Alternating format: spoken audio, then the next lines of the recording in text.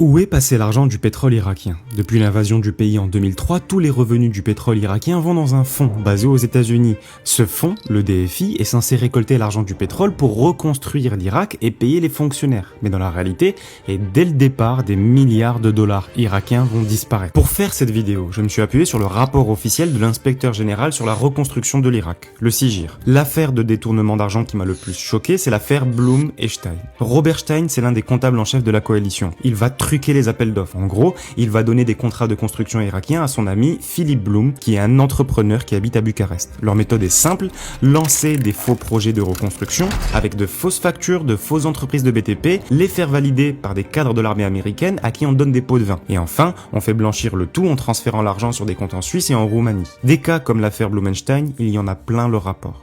Et même quand l'argent n'est pas détourné, toutes les entreprises qui ont participé à la reconstruction ont gonflé leur prix de façon hallucinante. Toujours selon le rapport du CIGIR, un tuyau en PVC qui coûte 1,40$ facturé 80$, un interrupteur facturé 900$ au lieu de 7, un disjoncteur facturé 4500$ au lieu de 183. Il y a aussi la prison de Khan Banissad qui a coûté 40 millions de dollars et qui n'a jamais été terminée. Plus on fait des recherches et plus on se rend compte que tout est bancal dans cette histoire. Tous les rapports parlent de budgets introuvables, de décisions incohérentes et de projets qui disparaissent des registres. L'Irak a été le laboratoire du blanchiment d'argent les 20 dernières années, comme c'est souvent le cas dans les pays en proie au conflit où l'argent circule plus vite que les contrôles.